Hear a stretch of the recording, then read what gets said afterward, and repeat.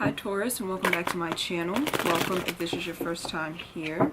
So this is going to be your love and spirituality reading for the rest of February, and this is for Taurus Sun, Moon, Rising, and Venus signs. And I'll also be doing an extended video, so make sure you check that out when you're done watching this one, and it will be in the description box down below.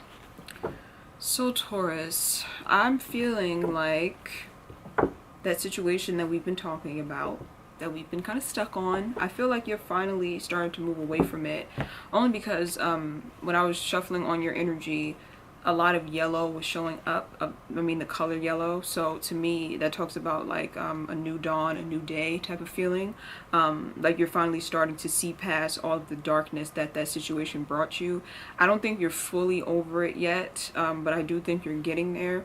The thing about Tauruses is that because I'm a Taurus rising, so I know this firsthand, we have a tendency to really hold on to the pain that is inflicted on us, and we feel that pain on a physical level. Like when someone breaks their leg and they can't move, it's very similar to how we feel when we are heartbroken. Like we cannot move forward, we just can't go on. It feels like a physical injury to us, and I feel like that can work in our favor though, only because it gives us so much time to really reconnect with ourselves and really take care of ourselves. And also it's why Tauruses are so good at taking care of other people, because we truly understand what pain is. So when someone comes to us with their pain, we can easily help them feel understood and comforted because we spend so much time in our own. So I mean, there is a positive to being kind of stuck or stubborn when it comes to, you know, a painful situation.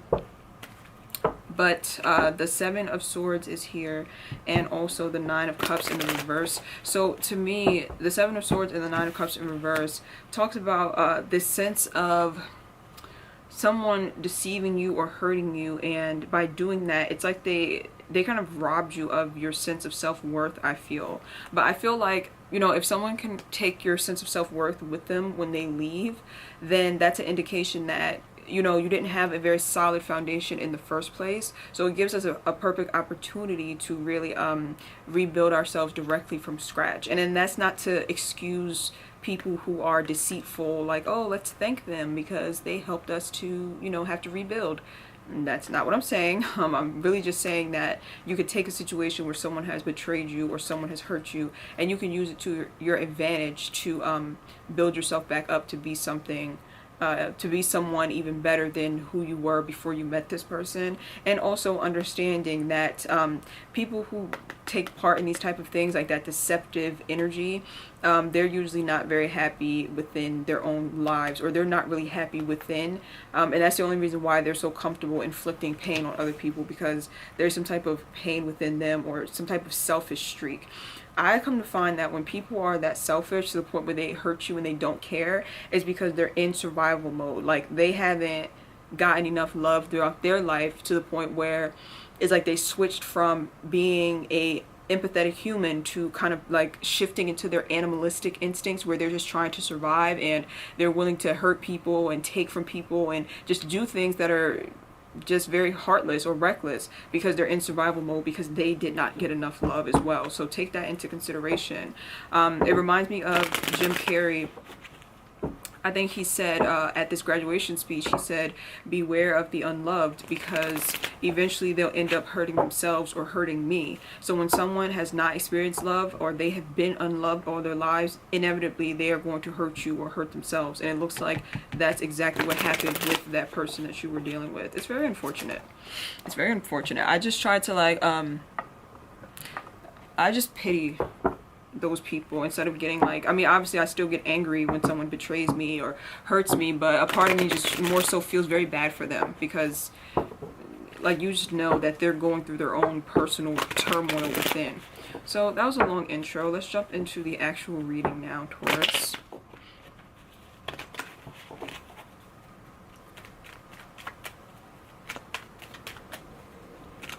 Oh, also, of course that would come out. Of course it would. Also, what I was just picked up with this Nine of Cups is that some of you are clinging on to an idea that a person is supposed to be with you.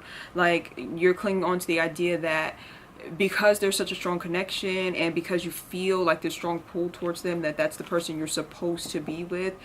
or you're feeling like that's the only person who can give you, excuse me, a certain feeling.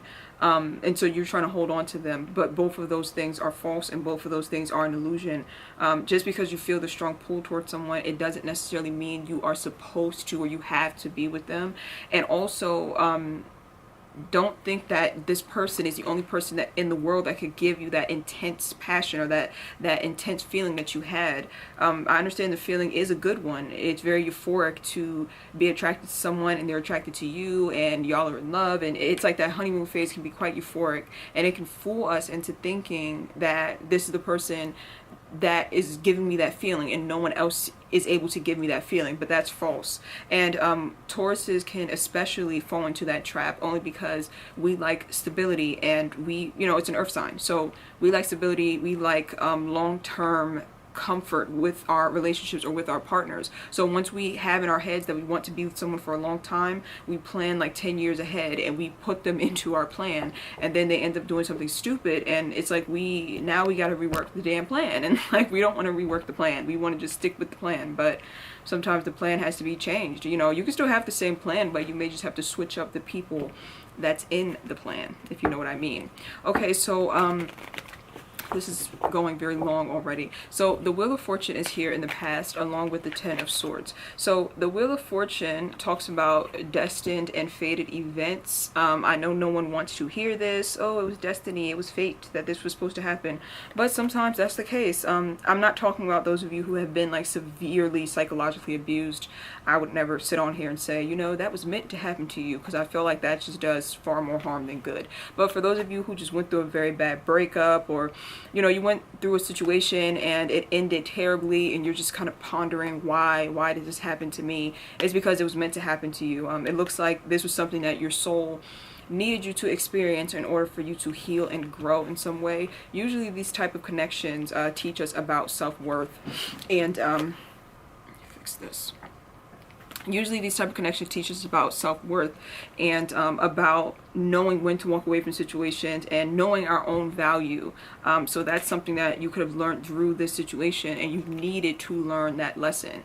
The King of Pentacles talks about someone who is quite selfish because it's in the reverse. So I feel like you were dealing with a very selfish, stingy person, and this is very common for soulmates. Like when you meet a soulmate and you go through a soulmate cycle, I'm not talking about soulmates like you're going to be with this person forever soulmates. I'm talking about people who you attract into your life, who you have a strong connection with, you go through a cycle with, and they help you to grow on a spiritual level. That's what I mean when I say soulmate. So I feel like this person was indeed a soulmate, and they did teach you your own value or your own sense of self-worth. And unfortunately, the way that they teach it is in a very harsh way, by devaluing you and by abandoning you and things of that sort. Very, very painful. Very, very painful. But your soul is thankful for it, because your soul is elevating and growing, and you are going to ultimately become a stronger, wiser, more confident person through this entire process. Even if you don't know it, even if you don't feel it, you are going to. So the King of Wands is here along with the Ace of Swords. So the King of Wands, just like I was just saying, is this sense of confidence. It's like you have grown or blossomed into a more confident person, because it's like once you go through something like that where you're stripped of everything, like, and you're hurt so badly, you really have no choice but to dive into self-love and build your self-esteem up, because it's like, what other option do you have? Like, it's so painful to hit that point where you feel like you're at rock bottom because of somebody that you once loved, you know? So you have no choice but to then pick yourself back up and rebuild yourself when you get tired of that feeling of being down. So I feel like a lot of you have grown and evolved, and you may not even be realizing it, but if you actually sit back and observe and analyze yourself right now, you'll come to find that you are a completely different person than from before you met that person, and you have definitely grown through this experience. So the Ace of Swords is also here, and the Ace of Swords is in the center, so that means that's like the main energy in this reading. So this talks about clarity, which is a great thing. This is my favorite card, especially because I am an Aquarius, so you know, I'm an air sign, so whenever I have mental clarity, I'm always happy, because when you are involved with someone and you have this strong pull towards them emotionally, all of your logic goes right out the window, and you are just so lost and stuck and blind, and you don't know what the hell is going on. But once the situation finally ends and you distance yourself from that person and that energetic cord starts to break a little bit, you go from the Ten of Swords to the Ace of Swords, a new beginning and mental clarity about this person, about the situation. Some of you, I feel, could have been blaming yourself a lot for the situation that happened, and now you're starting to see like that it wasn't all your faults. And that's easy to do as well. Like when you were with someone who hurt you, it's much easier to blame ourselves sometimes because that gives us a sense of control. If we blame ourselves, then we know that we just have to fix ourselves, and that's, you know, then it's all good. But if we have to accept the fact that it's not just us, it's that other person, then we feel this sense of being out of control because we can't force the other person to be better or do better. So a lot of us like to just blame ourselves just for the fact that it makes us feel this kind of weird sense of power or control. But I feel like you're coming out of that as well. And the Fool card is here along with the Two of Cups. So the Two of Cups is the card that I rolled my eyes at earlier when I said, oh God, of course this would come out. It's the soulmate card. And you can see with the Two of Cups, I forget what this thing is called in the middle. It starts with a C. But the way that you see it, you see how it's intertwined. That represents like the energies that are intertwined when two people have a strong emotional pull. It's like your energies kind of wrapping around each other, and that's why you feel so much pain when that person leaves or does something crazy to you, because your energy is so intertwined. It feels like you're losing like a piece of yourself when they leave. But then we shift over to the Fool, and you are finding yourself after they leave. You see? You see? See how that works? So it's like, even though it's painful when we separate from this person and we have to part ways with them, we get a fresh new start and a whole new beginning. It's like a clean slate, and we now can go on our journey in a very lighthearted way, because you can see with the Fool card, he has a very little bag that he's carrying. It's very little baggage that he's carrying, and that's because this past relationship has stripped him of all of that baggage, because all of the abandonment issues had to go, all of the codependency, all of the sense of self devaluing thoughts and things of that sort. All of that gets worked out through this connection, and now the Fool, who is us, can now go forward on our journey, traveling in a very light-hearted manner and not having all that baggage holding us down. The best part about the Fool card is that, you know what they say about protection in terms of the divine or God protecting people who don't know any better, like that, like people who are mentally ill, or I forget exactly how the saying goes or what the saying is, but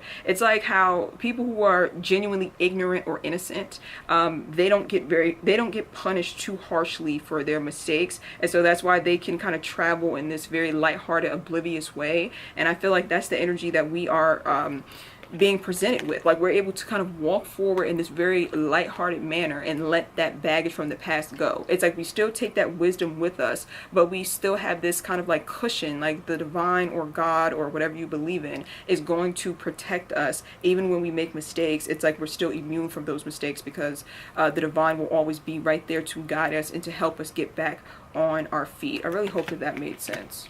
I really do. It made a lot of sense in my head. So the Magician card is here as well. So the Magician card talks about manifesting a new life for yourself and starting completely over from scratch, very much like the Fool card. So I just really feel like a lot of you are about to have a breakthrough and finally remove yourself from the chains of this situation. Thank God, because I'm a Taurus rising, so I've been right there with you. So we're going to continue this on my Vimeo channel, so I will leave the link in the description box down below. Thank you so much for watching, and I will see you over on Vimeo. Bye.